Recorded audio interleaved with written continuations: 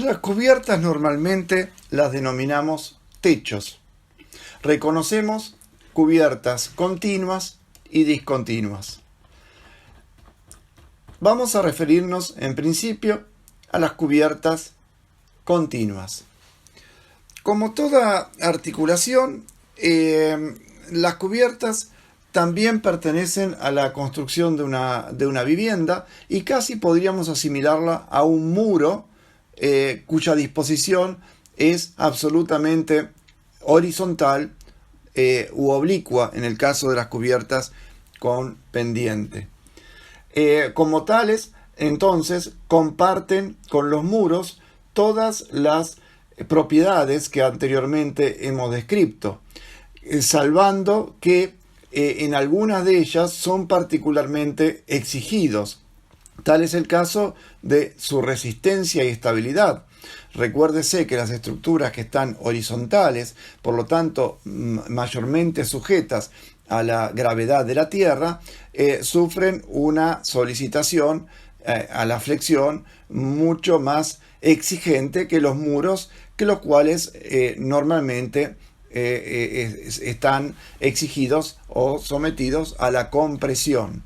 Bien, entonces, salvado este principal característica de las cubiertas en relación a los muros, también debemos decir que por ser de grandes superficies, en la práctica superan a veces la superficie de toda la vivienda, estos también están expuestos por su disposición también a los agentes climáticos, llámese sol, lluvia, nieve, etc., motivo por el cual también tienen una sobreexigencia a nivel de aislación hidrófuga y térmica. Bien, entonces, una vez salvado estas características tan importantes, pasaremos a describir qué es una cubierta continua. La cubierta continua, como su nombre lo indica, no está compuesta por elementos dispersos, separados, independientes, como la discontinua, sino que forma un solo bloque. Imaginemos entonces una losa, que es una estructura, forma parte de la estructura, que arriba de esa losa vamos a utilizarla como para construir lo que llamamos una cubierta continua. Imaginemos entonces esa losa con una capa de 10, 20 centímetros de contrapiso. Por lo general es un contrapiso de hormigón pobre.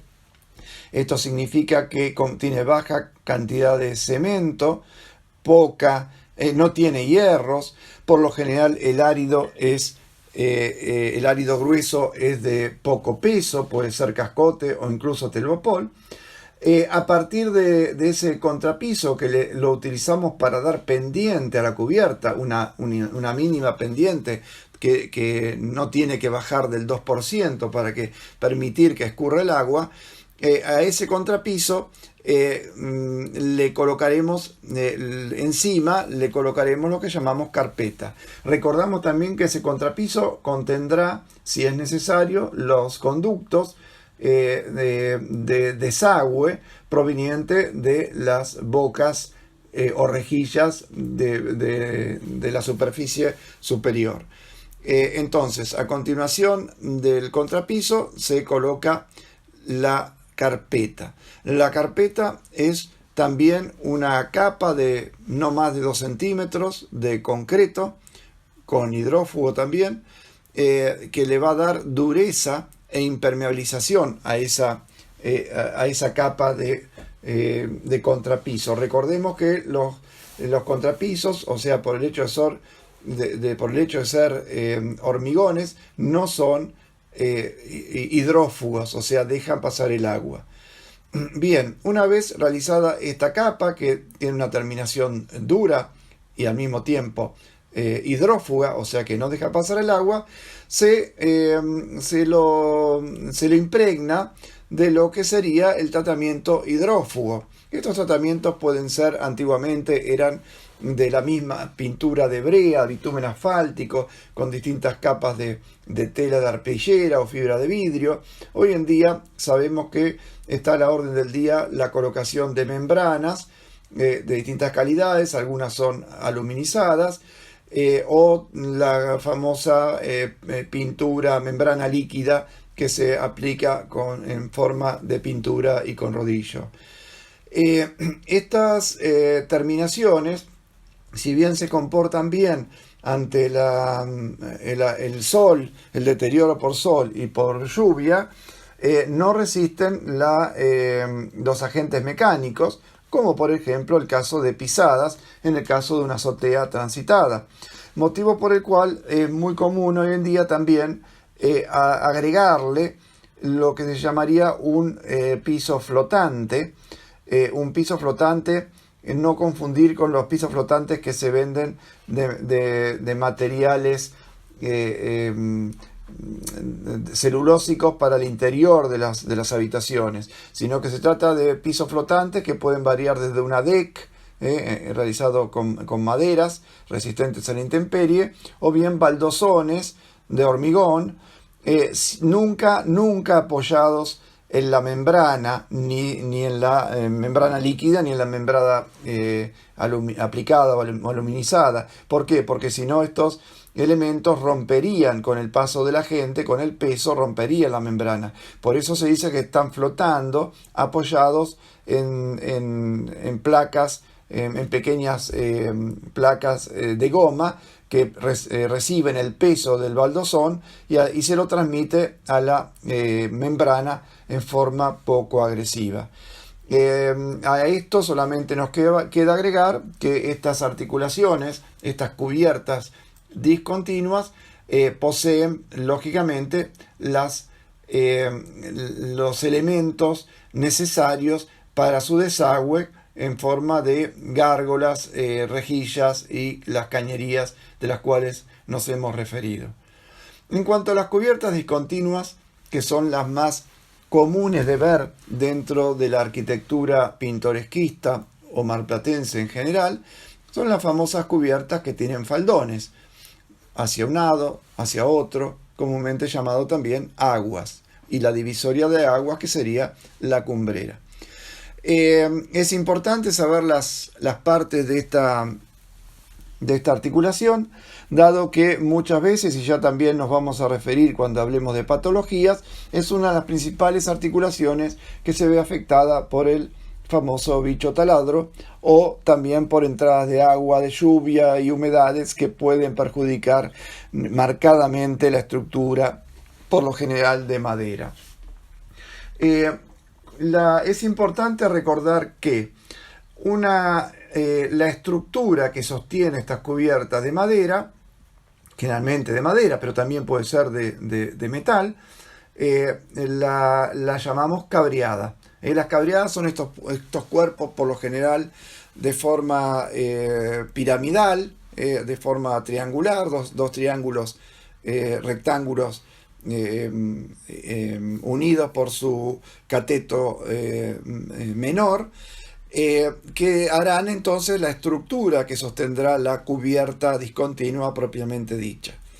En estas cabreadas, puestas cada X metros, que puede variar entre 3, 4 o 5 metros, serán unidas por lo que llamamos las correas. Las correas son elementos de metal o de madera, longitudinales al techo, o sea, corren como el techo, y van colocados en los extremos superiores, en lo cual llamaremos cumbre o cumbrera, y la correa de arranque, que es en la parte inferior, la parte más baja de la inclinación del techo, y después tantas correas como sea necesario de acuerdo a la longitud de la luz de ese techo o de la altura de ese techo. Estas correas servirán para sostener a lo que llamamos los cabios. Los cabios son elementos transversales a la correa y corren en dirección a la caída del agua. Y si es en madera, por lo general los cabios son de 2 por 5, expresado en pulgadas, y estarán colocados cada 40, 50, 60 centímetros, de acuerdo al diseño y lógicamente al espesor de los cabios.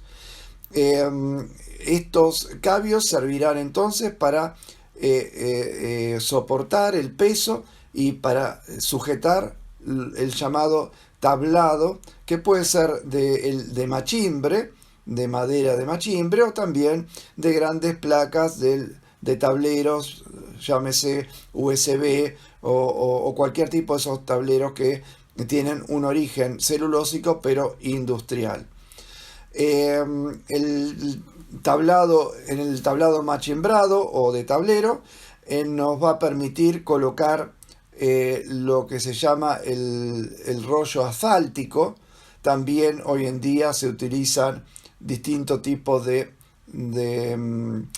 aisladores hidrófugos, o sea, esto permite la aislación hidrófuga, que no pase el agua, y son sujetos mediante unos finos elementos de madera, unos finos perfilitos de madera llamados bulines. O sea que el rollo asfáltico, comúnmente llamado Ruberoy, o cualquier otro sistema que me permita la aislación hidrófuga, lo fijaré entonces con los bulines. Sobre estos bulines se dispondrá la clavadera, que es la que sostiene el elemento mecánico que le va a dar terminación a la cubierta. La clavadera, y depende de qué tipo de elemento utilizaremos, la clavadera va en sentido longitudinal al techo, transversal al cabio, y precisamente contendrá la teja francesa, la teja normanda, la chapa o cualquier otro elemento mecánico estético que se le quiera colocar como terminación al techo. Cabe aclarar que precisamente entre clavaderas sobre el elemento de aislación hidrófugo y bajo el elemento de protección mecánica y estética, o sea, la chapa o la teja, va normalmente lo que se llamaría el aislante térmico. El aislante térmico tenemos que imaginarnos como una frazada que cubre la totalidad de la cubierta, y está compuesto normalmente por fibra de vidrio, rollo de fibra de vidrio, muchas veces aluminizado, o también se utilizan placas de telgopor, y anteriormente también podía utilizarse paja o cualquier material poroso que nos permita precisamente cubrir o proteger a nivel térmico esta importante articulación que, como hemos dicho, está tan expuesta a los agentes climáticos. Bien, entonces, ¿qué es lo que pretendo dentro de este capítulo llamado cubiertas? Que recuerden con detalle no solamente el nombre técnico de cada una de estas articulaciones que conforman la cubierta, sino también el orden en que se presentan de arriba hacia abajo, de abajo hacia arriba, como ustedes lo deseen.